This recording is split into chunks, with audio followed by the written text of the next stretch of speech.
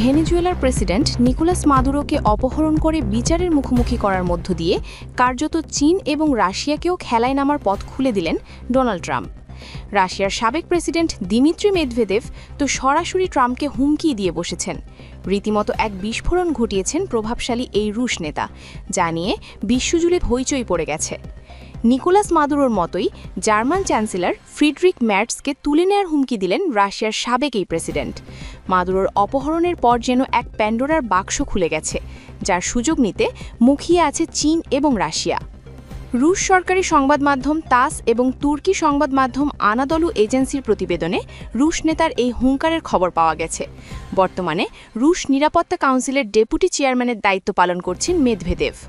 রোববার নিকোলাস মাদুরোর মধ্যে অন্যান্য বিশ্ব নেতাদেরও অপহরণ করা হতে পারে বলে হুঁশিয়ারি উচ্চারণ করেন মেদভেদেভ। বিশ্ব নেতাদের মধ্যে আলাদা করে জার্মান চ্যান্সেলরের নাম উল্লেখ করেন তিনি সাফ জানিয়ে দিয়েছেন, চলমান পরিস্থিতিতে একটি চমৎকার এবং মোড় ঘোরানো ঘটনা হতে পারে নব্য নাৎসি ফ্রিডরিখকে অপহরণ, যা মোটেও অবাস্তব কিছু নয়। মেদভেদেবের ভাষ্যমতে জার্মানিতেই তার বিচার করার মতো যথেষ্ট যৌক্তিক কারণ আছে। এ কারণে এতে কারও কোনো ক্ষতি হবে না, বিশেষত যখন দেশের নাগরিকরা বিনা কারণে ভোগান্তির শিকার হচ্ছেন। যদিও কড়া ভাষায় প্রতিক্রিয়া দেখিয়েছে জার্মানি। বার্লিনে গণমাধ্যমে দেয়া এক সাক্ষাৎকারে সরকারের মুখপাত্র সেবাস্টিয়ান ফিশার বলেছেন, রুশ নেতার বক্তব্য তারা আমলে নিচ্ছেন। এই বক্তব্য এবং হুমকির নিন্দা জানাচ্ছে জার্মানি। তবে রুশ হুমকি সত্ত্বেও চ্যান্সেলর সুরক্ষিত এবং নিরাপদে আছেন। রুশ নেতা দিমিত্রি মেদভেদেভ শুধু যে জার্মানির চ্যান্সেলরকে হুমকি দিয়েছেন তা কিন্তু নয়, এরপর জেলেন্সকিকে নিয়েও সতর্কবার্তা দেন তিনি।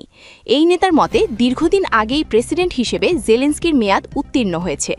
নির্ধারিত সময়ে নির্বাচন আয়োজন না করায় তাকে অবৈধ আখ্যা দিয়েছে মস্কো। তার এই বক্তব্যে বোঝাই যাচ্ছে জেলেন্সকিকেও তুলে নেয়ার মতো ক্ষমতা রাশিয়ার আছে। রাশিয়ার সাথে সাথে ভেনেজুয়েলার প্রেসিডেন্ট নিকোলাস মাদুরোকে তুলে নেয়া এবং বিচারের কাঠগড়ায় দাঁড় করানোর প্রশ্নে ক্ষুব্ধ চীনও। ভেনেজুয়েলার প্রেসিডেন্ট নিকোলাস মাদুরো এবং তার স্ত্রীকে নিরাপত্তা দিয়ে দ্রুত মুক্তি দেওয়ার আহ্বান জানিয়েছে বেইজিং। এছাড়া সংলাপের মাধ্যমে সংকট সমাধানেরও আহ্বান জানিয়েছে শি জিনপিংয়ের সরকার।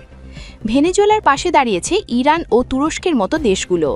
এই অপহরণ আঞ্চলিক নিরাপত্তাকে অস্থিতিশীল করে তুলবে বলে টেলিফোনে ট্রাম্পকে সতর্ক করে দিয়েছেন রিসেপ তাইয়েপ এরদোয়ান।